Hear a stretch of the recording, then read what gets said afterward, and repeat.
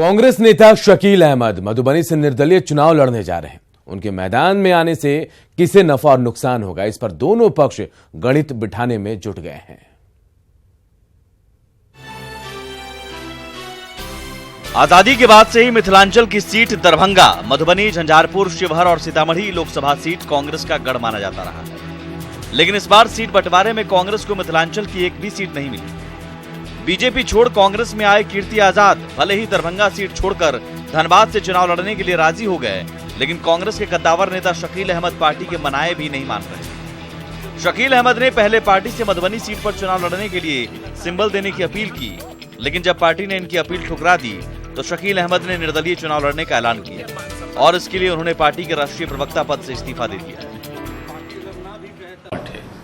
हाँ, दरभंगा और मधुबनी में कांग्रेस पार्टी को लड़ना चाहिए था। वहाँ हमारे कार्यकर्ताओं की बड़ी इच्छा थी, हमारा वहाँ आधार भी है और कीर्ति आजाद के आने से लगा था कि एक सीट निश्चित तौर पे हमको मिलेगा, वो नहीं मिलेगा तो मधुबनी मिलेगा। लेकिन गठबंधन की मजबूरियाँ होती हैं जिस वजह से हमें इस इलाकों में सीटें नहीं मिल पाई कांग्रेस को, लेकिन हम गठबंधन धर्म का पालन अवॉइड करना चाहिए। अवॉइड नहीं होता तो उपाय क्या है भाई, फाइट होगा। तो मतलब नुकसान नहीं होगा इससे, आप लोग को लगता है महागठबंधन? होगा ही, महागठबंधन का वोट जो है दो जगह बढ़ जाएगा, तो लाभ तो जो हमारा प्रतिद्वंदी है उसको मिलेगा ही, इसमें कहाँ कोई सुबह है।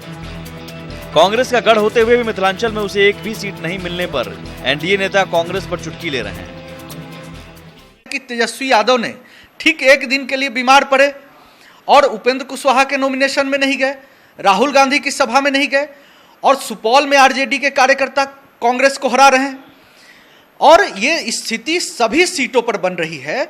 और आप देखेंगे कि महागठबंधन ध्वस्त हो चुका है। मिथिलांचल हो, शाहाबाद का इलाका हो, मगध हो, कहीं भी कांग्रेस का सुपरा नहीं बचने वाला है। अगर ये एक साथ भी होते तो नरेंद्र मोदी जी और नीतीश कुमार जी की प्रचंड लहर के सामने ये विपक्ष बिल्कुल ही बेअसर था। लेकिन अब जिस तरीके की मारामारी और कोहराम इनके गठबंधन में है, ये चुनाव शुरू होने के पहले ही समर हार चुके हैं। हालांकि आरजेडी भी ये मान रही है कि अगर शकील अहमद मधुबनी से चुनाव मैदान में उतरते हैं तो इससे महागठबंधन को नुकसान होगा और एनडीए को फायदा। पटना से साकेत कुमार, न्यूज़ 18। दूसरे चरण में जिन सीटों पर वोटिंग है उनमें से 4 पर अल्पसंख्यक वोटरों की खासी तादाद है। इनमें से किसी भी सीट पर बीजेपी उम्मीदवार नहीं है, सभी सीटें जेडीयू कोटे में गई हैं। रिपोर्ट देखिए।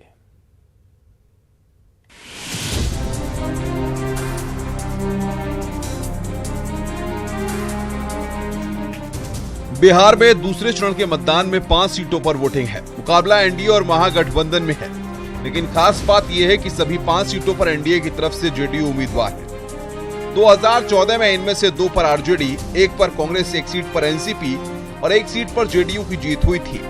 तब कटिहार से एनसीपी के टिकट पर जीते तारिक अनवर अब कांग्रेस उम्मीदवार हैं।